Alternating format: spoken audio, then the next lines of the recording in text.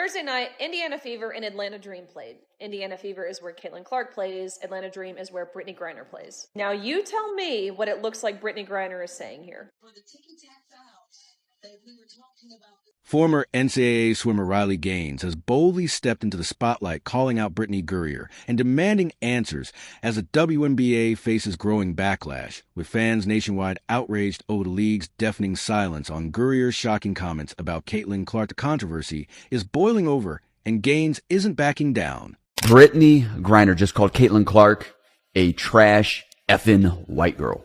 Caitlin Clark has been picked on and abused ever since she entered the league in 2024, and now Brittney Griner is joining. During the Indiana Fever's narrow 81-76 victory over the Atlanta Dream on May 23rd, 2025 cameras caught a heated moment as Brittney Griner fouled out of the game with visible frustration as she walked off the court, sharpied fans, and lip readers on social media claimed Griner appeared to direct inflammatory remarks toward Caitlin Clark, allegedly calling her trash along with other expletives. For a little bit of context, this was in the fourth quarter after Brittney Griner fouled out against Caitlin Clark, and Indiana Fever would go on to win by 5. Now, I'm going to tell you what I think she said. Let's play it back.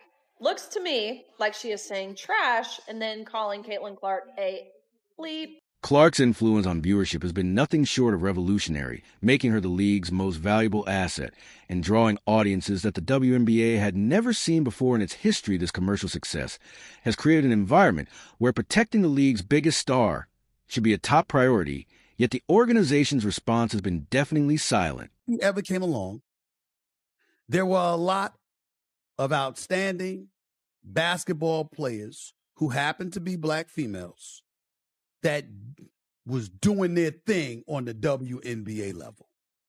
And they never got this kind of shine. This girl, the Golden Goose, comes along and she wreaks havoc. She's the Rookie of the Year. She's 4th in the league in MVP voting. 4th in the league, her rookie year. Wow. Outstanding. While the WNBA remained conspicuously silent, Riley Gaines emerged as the voice of accountability that fans desperately needed. The former NCAA swimmer and current social activist didn't hesitate to call out what she witnessed, sharing the controversial video on her social media platform with a caption that cut straight to the heart of the matter. She reminded everyone that this is who we traded for the Russian merchant of death. This is who Joe Biden traded for the Russian merchant of death. So many WNBA players hate Caitlin Clark so much when she is the best thing that could have happened to the league. And she's not the best thing that happened to the league because she's white. It's because she's a good player. It's because she's... Gaines' fearless stance immediately resonated with fans who have been waiting for someone with platform and credibility to address what they had witnessed with their own eyes. Her reference to Griner's prisoner exchange highlighted the uncomfortable reality that the United States had traded a convicted arms dealer known as the Merchant of Death for someone who would later allegedly direct insensitive comments toward America's most beloved young basketball star. After she fouled out, she decided to take her anger and frustration out on Caitlin Clark. If the roles were reversed, imagine the type of field day the media would be having right now. Let's all remember the character of Brittney Griner. This is the same woman who got caught smoking weed in Russia and was jailed. And then Joe Biden made a trade for the Merchant of Death and returned him back to Russia for him to continue doing the same shenanigans that he was doing before he... If you are enjoying, please subscribe. What made Gaines' intervention so powerful was her willingness to say what established sports media refused to acknowledge, while mainstream outlets either ignored the story entirely or offer weak defenses of Griner's behavior. Gaines provided the clear analysis that fans crave. She pointed out the obvious double standard that would have immediately ended any white player's career if similar comments had been directed at a black player, yet Griner continued playing without any consequences whatsoever. Imagine if Caitlin Clark said the inverse of this. It would be reprehensible, condemned, and understandably so. You've got all of these individual players. You have sports commentators, people like Ryan Clark, who constantly tout of the racial tensions that exist in the league, when in reality, They are the ones perpetuating and amplifying these racial tensions with their anti-white hatred for Caitlin Clark. The former swimmer's background gave her unique credibility to speak on issues of fairness and competition in women's sports, having previously challenged the participation of transgender athletes, and women's competition's gains had already established herself as someone willing to take unpopular stands when principal demanded her critique of Griner represented another moment where she refused to remain silent in the face of obvious injustice, regardless of the potential backlash from progressive sports media. Excuse me, good to hear from you. Talking to Jamil Hill. Grifting, LOL. I didn't ask for the platform I have. I simply said men and women's sports is wrong, which you, as a self-proclaimed women's sports enthusiast, have yet to do. So I asked directly, do men belong in women's sports? Silence is an answer, by the way. Despite video evidence trending across social media platforms and widespread public calls for investigations, the WNBA has maintained complete silence on the Griner matter. The selective enforcement of league standards has prompted criticism from political figures, media personalities, and fans who see a troubling pattern of bias in how the organization handles controversies the league's own No Space for Hate campaign, launched before the season with great fanfare, appears to apply selectively based on the players involved. Outkick, one of the few media outlets willing to pursue the story, sent multiple requests for comment to both the WNBA and Griner's management team asking for clarification about what was said, and toward whom the comments were directed. The response was complete silence from both parties, despite having every opportunity to clear the air if the comments had been misinterpreted. This refusal to engage suggests an awareness that any honest explanation would only make the situation worse. What Griner says, there is one way to find out.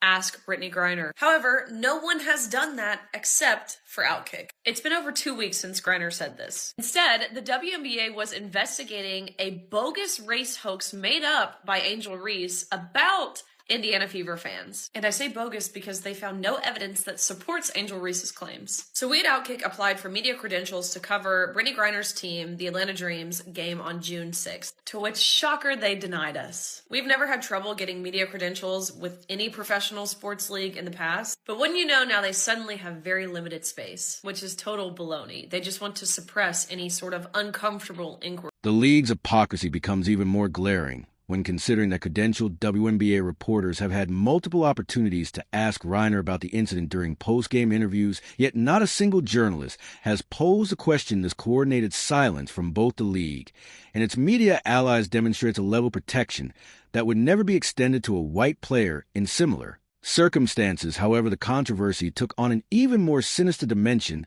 when Caitlin Clark was forced to sit out the recent Atlanta Dream game due to a left quad strain that has sidelined her for 5 consecutive games, while the official explanation cites an injury sustained during a May 24th game against the New York Liberty. The timing raises serious questions about the physical toll that targeted harassment has taken on the league's biggest star. Clark's absence from the lineup represents more than just a missed game. It symbolizes the WNBA's failure to protect its most valuable asset from the kind of aggressive behavior that Griner has consistently displayed. The fact that Clark had to miss a game against Gurrier's team while Griner faced no consequences for her alleged slur creates an image problem that the league may never fully recover from. Shout out to the WNBA and to Griner's, quote, management team several times, but hasn't received a single response. Still, Griner has participated in multiple games. Now remember, this is a league that says we have a zero tolerance policy against hate words, words of hate, racism, sexism, any kind of ism. But yet nothing on Brittney Griner. Whoa, she's played in multiple games. The media has had plenty of access to ask her a question, yet not a single one does. Danny Z and Outkick requested a media credential for the Atlanta Dream game in L.A. against the Sparks May 27th. The Sparks denied our request. Okay. Outkick requested a media credential from that vaunted Atlanta Dream against the Connecticut Sun game on a Friday night, tonight actually.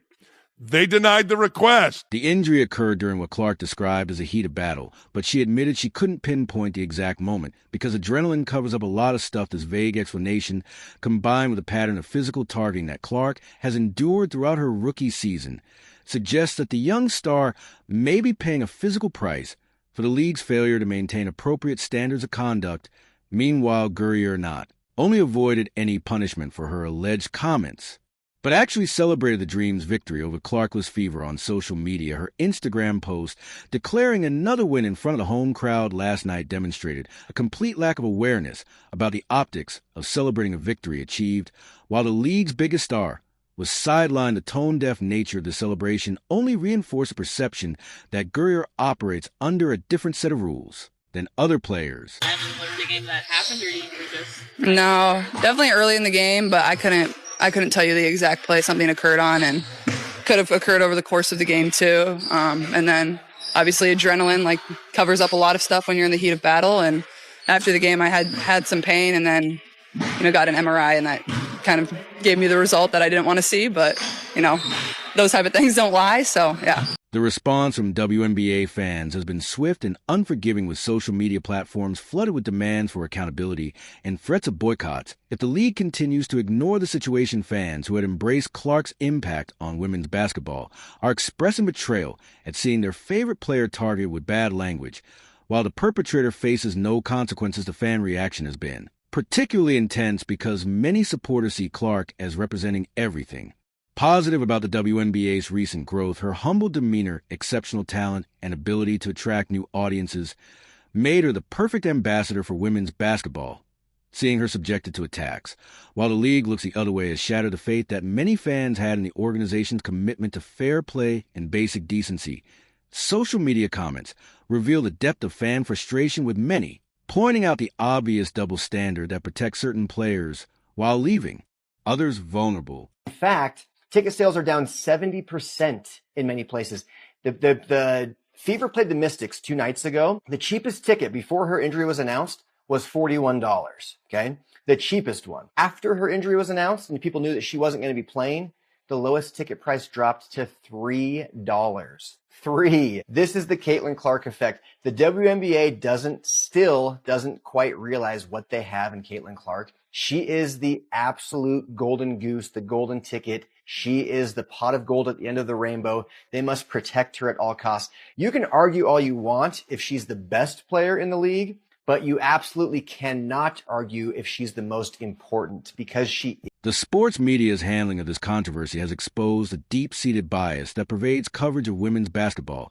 While outlets rush to investigate unsubstantiated claims about fan behavior, they have shown remarkable restraint when video evidence suggests just as bad behavior by a player. This elective outrage reveals an agenda that prioritizes political correctness over journalistic integrity. Former ESPN commentator Jamal Hill's defense of Griner perfectly exemplified this bias, as she claimed without evidence that Griner had actually said effing whack call rather than the slur that most observers clearly heard. Hill's willingness to gaslight viewers about what they could see with their own eyes, combined with her personal attacks on Riley Gaines for raising the issue, demonstrated the lengths to which progressive media will go to protect their preferred narratives. This intellectual dishonesty has not gone unnoticed by fans who are tired of being lectured about social justice by hypocrites who apply different standards to suit their narrative. Meanwhile, credentialed reporters with direct access to Griner have refused to ask basic questions about the incident, creating a protective bubble around a player who should be facing intense scrutiny.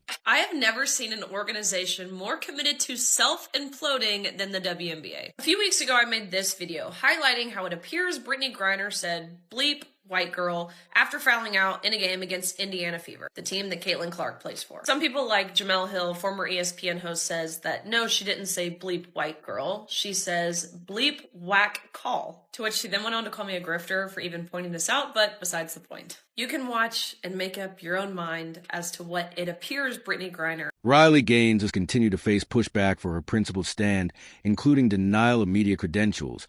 When Outkick attempted to cover subsequent Atlanta Dream games, this retaliation against journalists seeking to ask legitimate questions only reinforces a perception that the WNBA is actively covering up the controversy rather than addressing it transparently. The league's very limited space this excuse for denying credentials to outlets that have never had problems accessing other professional sports venues rings hollow when the real issue is clearly their uncomfortable questions about Griner's behavior, the timing of Clark's injury, and subsequent absence from games against Griner's team creates additional problems that the league seems incapable of addressing, while correlation doesn't necessarily imply causation. The appearance that the league's biggest star is being physically worn down while her alleged tormentor faces no consequences is devastating to the WNBA's reputation. NBA just cannot get out of their own way. You can't be taken serious as a league if you don't want to have the players questioned,